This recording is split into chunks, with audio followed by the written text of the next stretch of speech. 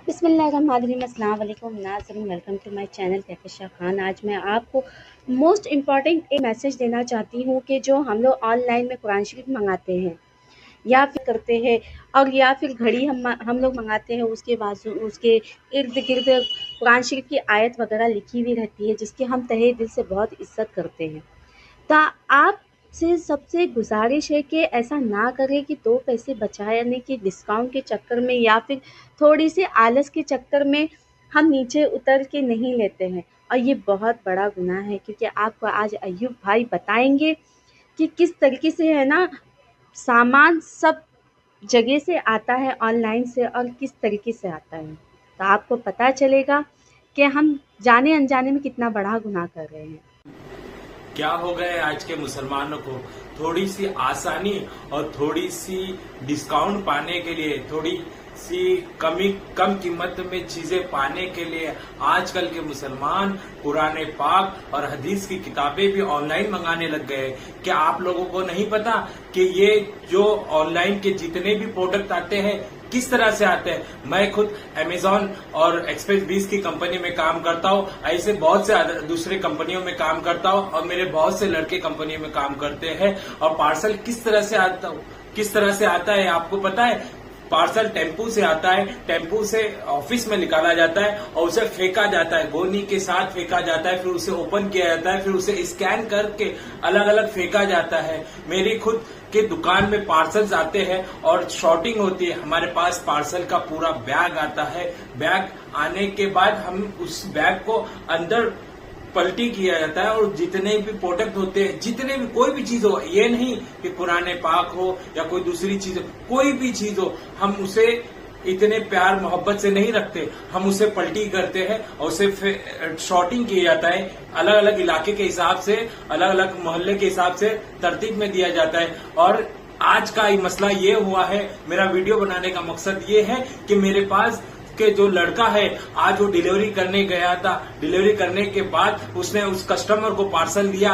अब वो कौन सी कंपनी से है वो नहीं बताना चाहता हूं। मैं हर कंपनी की बात करता हूं, चाहे अमेजॉन हो, चाहे फ्लिपकार्ट हो, चाहे मीशो हो या कोई भी कंपनी हो, ये नहीं बोलता मैं। ऑनलाइन की कोई भी चीज हो, 2 रुपए कम पाने के लिए, 10-20 रुपए कम चीजें पाने के लिए, और फिर बोला जाता है तो बोलते हैं कि हमें आसानी से चीज मिल गई। अरे तुम्हें ये नहीं पता कि वो चीज किस तरह से आई है? अब जब मेरे लड़के ने उससे पूछा कि इसमें क्या मंगाए हो आपने, तो बोलते हैं कि इसमें कुरान पाक है। उस औरत को, वो जो लेडी थी, उसने जो मंगाया है, उसे हमारा दिल कितना दुखा है हमें पता है, क्योंकि वही पार्सल हमारी दुकान में आए थे और हमने किस तरह से उसे शॉर्टिंग किया है, किस तरह से फेंका है, हम जानते हैं। हमारा सुबह से दिल इतना बेचैन है कि हम आपको नहीं बता सकते।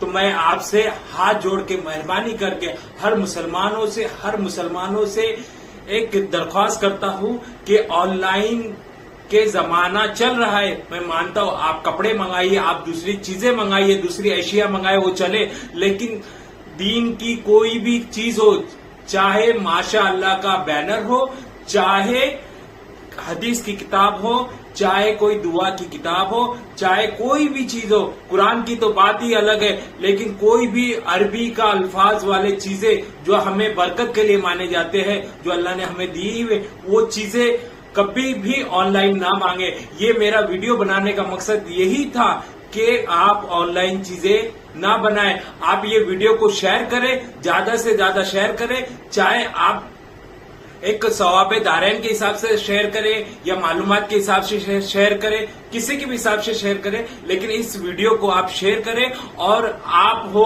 कोई भी हो, कोई बच्चा मंगाता है, कोई बड़ा मंगाता है, कोई बूढ़ा मंगाता है, आपके लिए मकतब खुले हुए, आप मकतब में से लीजिए। मस्जिद के पास बहुत सी दुकानें होती है, बहुत से आलिमों से राब्ता कीजिए, आप थोड़े से कम कीमतों के लिए, थोड़ी सी कम कीमत में मिल जाएगा, इसलिए आप ऑनलाइन मंगा रहे हैं। और मैं खास तौर पे उन सेलरों को बोलना चाहता हूं कि जो सेलर थोड़ी सी कमाई करने के लिए ऑनलाइन चीजें बेचते हैं, उन्हें शर्म आना चाहिए, उन्हें मौत आना चाहिए।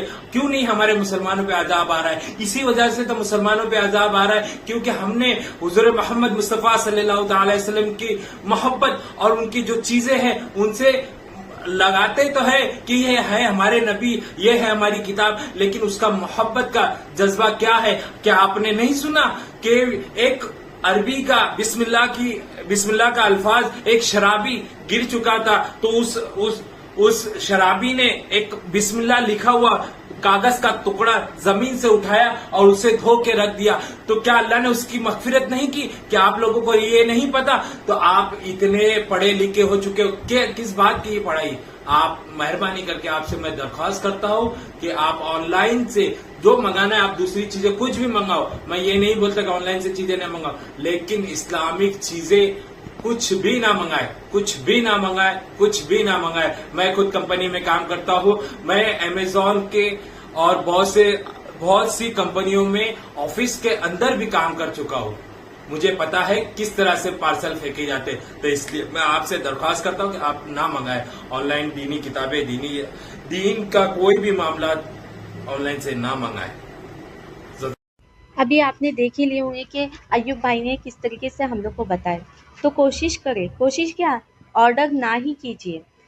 कुरान शरीफ या अल्लाह की कुछ भी आयत वगैरह जो भी हो, तो आप ऑर्डर ना करें और जाने अनजाने में गुनहगार ना बने।